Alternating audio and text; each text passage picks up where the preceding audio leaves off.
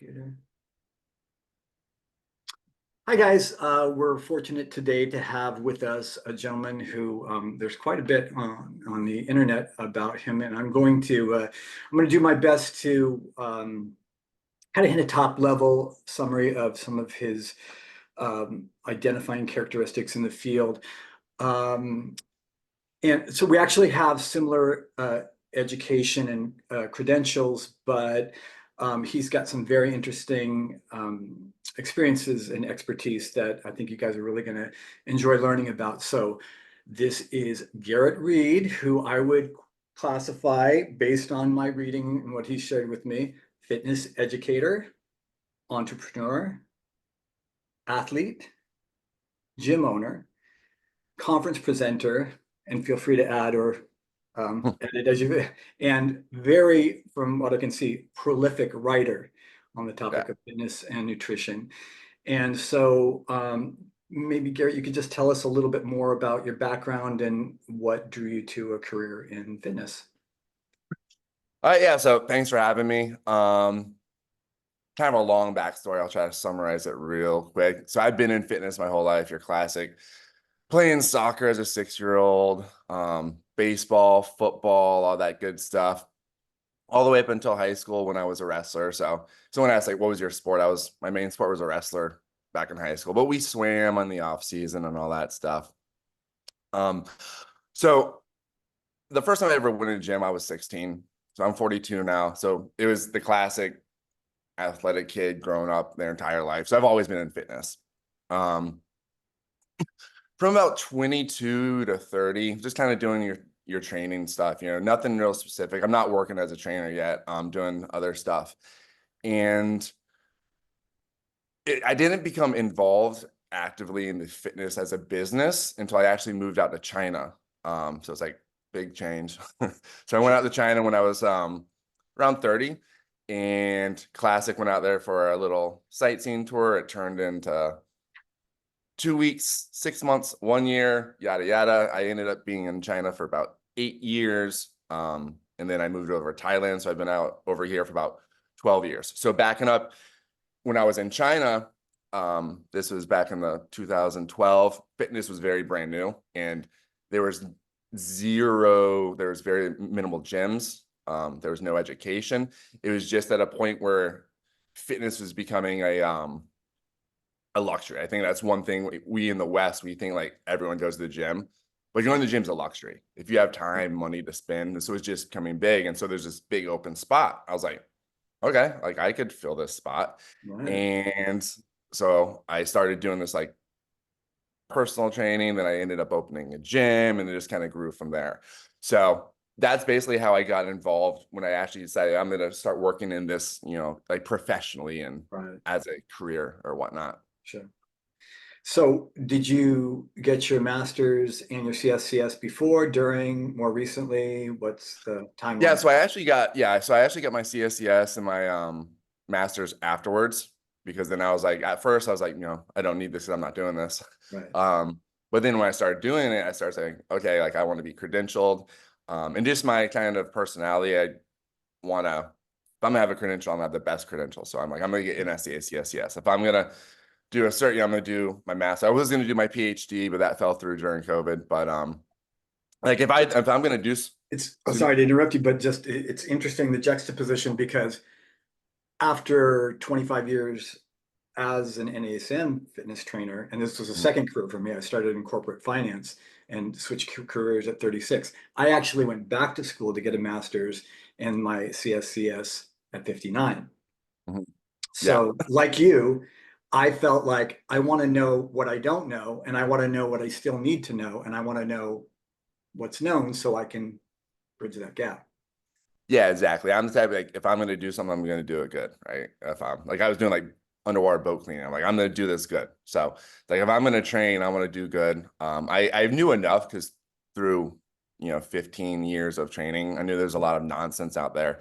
And I said I could do this better and I want to be educated. So I went down that road, and that's brought me to where I am now. That's great. That's great.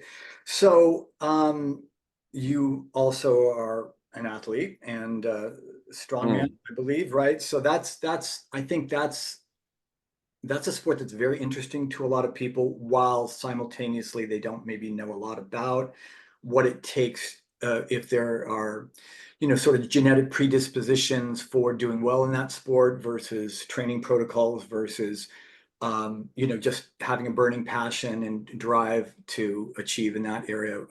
Tell me a little bit about that. Yeah, so like I said, I've been doing kind of sports whole life, different sports. Was doing a lot of like triathlon stuff, and so it's kind of like endurance all the way up to like maximal strength. And lately, I've been more in the strength world, doing strongman. So was actually the ex vice president of the strongman sig of NSCA. Oh, wow. So yeah, so basically, like, strongman. There's a lot of misconceptions about strongman. I mean, you could talk for days about it. First, I think there needs when I always tell people the biggest setback of strongman is it's called strongman, and so that automatically people like that's cool. Eddie Hall's doing 500 kg, but I can't do that. Right. So I think when speaking to the general population, it's important to differentiate like the sport of strongman and the training modalities of strongman. Got it. Okay. So in the sport of strongman, like yeah, there are some you obviously there is a certain level of strength that you need to have. Sure. That's one controversy. People are like lowering it, but then if you lower it, then it becomes CrossFit. And so Sure. there is that aspect to it. But when you look at the strengthening the modalities, I mean anyone can literally do it. One thing that a lot of people kind of miss, they look like maximal deadlift, Eddie Hall, and it's a lot more than that. It's a ton more than that. It's very similar to CrossFit, except the weights are heavier and some of the more conditioning events are maybe like a minute. Okay. Okay. So yeah, so there's a whole variety of different exercises you can do. There's a few main ones: deadlift, overhead press, a carrying event, a lifting event, a loading event. But all those things can be done in completely different formats. So if you were to Okay. take a deadlift, right, you could have, okay, you're going to do a maximal deadlift. And so competitors keep going up until they get the heaviest one. Sure. You might do, okay, we're going to do 400 pounds for reps in a minute. And so then it's like, this is a minute of doing as many deadlifts as you can, Oh, boy. right? Yeah. Or maybe it might be the first to 10 deadlifts. So there's Okay. all these little variations that you can input in there that you can change it from purely, ATP, anaerobic maximal lifts, to anaerobic conditioning. You can do, carrying events. I've done, I don't know, 20 carrying events, and none of them are the same. So you could Oh, do, wow. That's fascinating.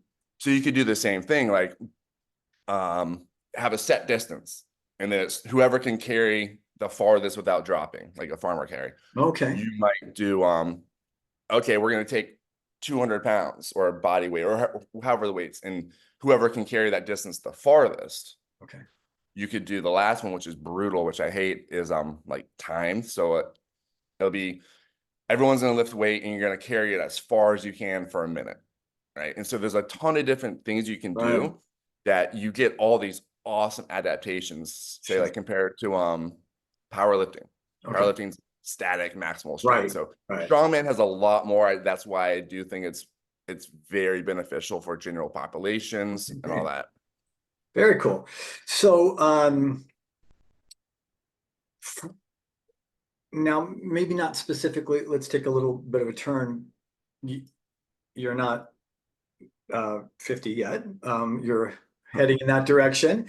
Do you think that, well, how at all do you plan to adapt if you stay in your current mix of um, areas of focus for fitness for you personally, and then as a second level with any of your clients that are more in the 50 plus range?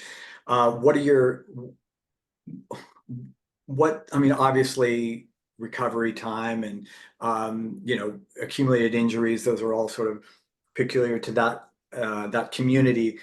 how specifically do you usually adapt your training practices for those folks and for yourself as an athlete, as an So age? for me, I'm 40, I'm at 42 right now. For me, I haven't really adapted too much. One, because as you know, like I've been active my whole life. So if you've been doing this stuff for your whole life, you don't really need to make too much adaptations Sure, yet. sure. Um, I would say personally, me, the biggest thing is like frequency. Instead of doing, bring it down a day, four Right, days to 3 days. sure. That's the biggest thing. Um, so if I have like my 50 plus athletes, um, that answer could very differently. Is this a new person to the training, or this person's been doing this for a Right, while? This right, person who has been doing this, monitoring their fatigue through discussion. One thing I don't do as much maximal lifts, just because you don't need to do 1 RMs. right, Um, so I'll keep the that intensity a little lower. sure. Um, and then again, the frequency. So I think the two biggest things was not doing as much or any maximal 1 RM stuff. Still lift heavy, but maybe 85%, but Yeah. not going to that 95%. And then frequency.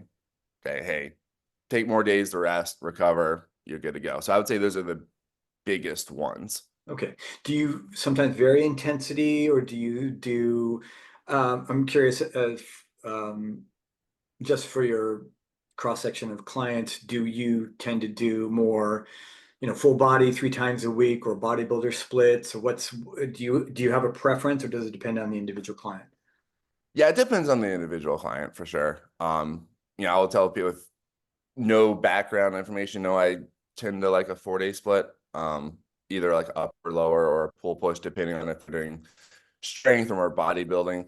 Right. Um, but I think 4 days is a good split for most people. If I have no other background, I would say more people probably train too much. um, I would agree with but that. yeah, so yeah, people always get like, oh, like 4 days a week. Right.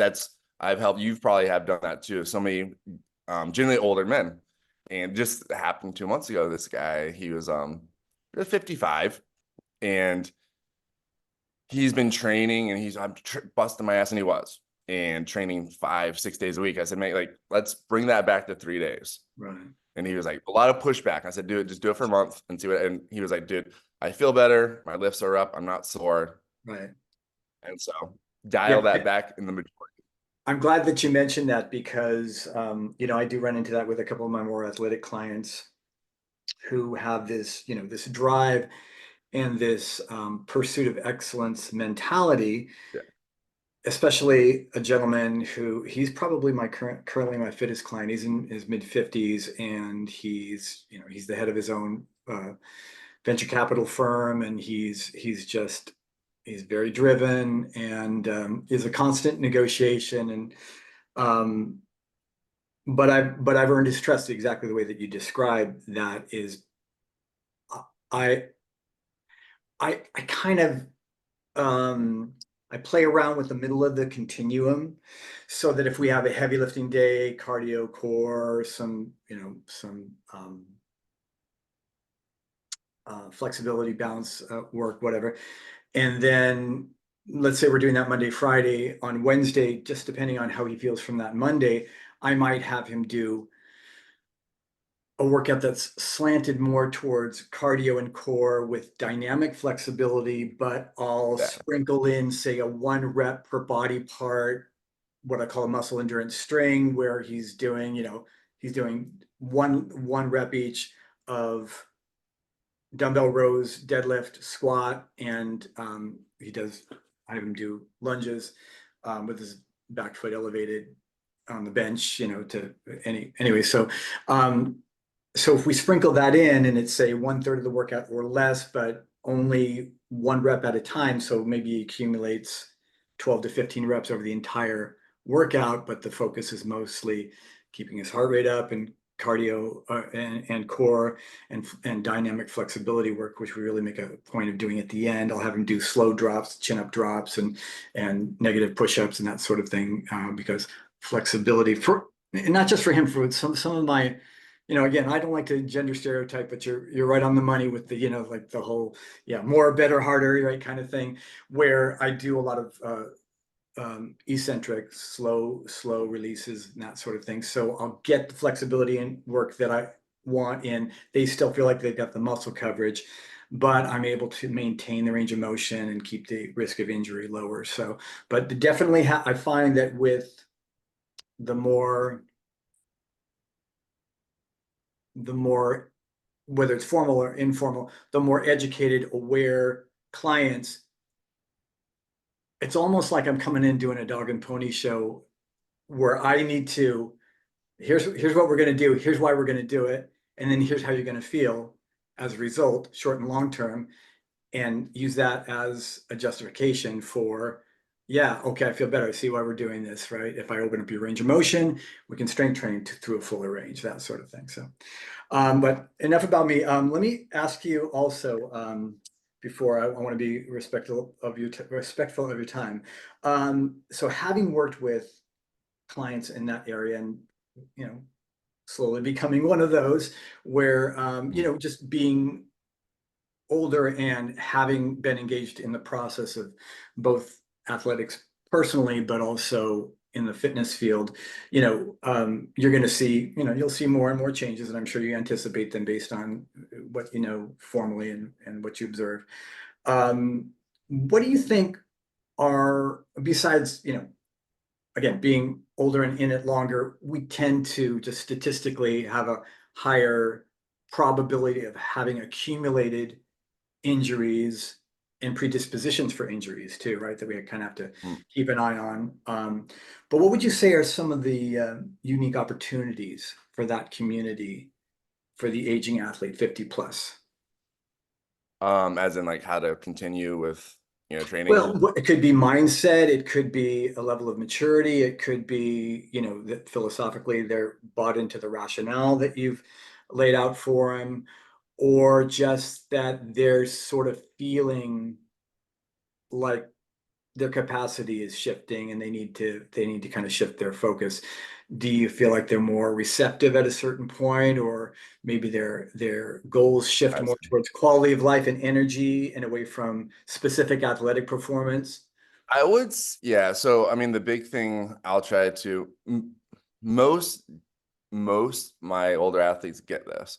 But I really try to get through to them that, we're lifting right now for longevity. Okay. You're not entering a contest next week. Okay. I was joking, I was good friends with my buddy.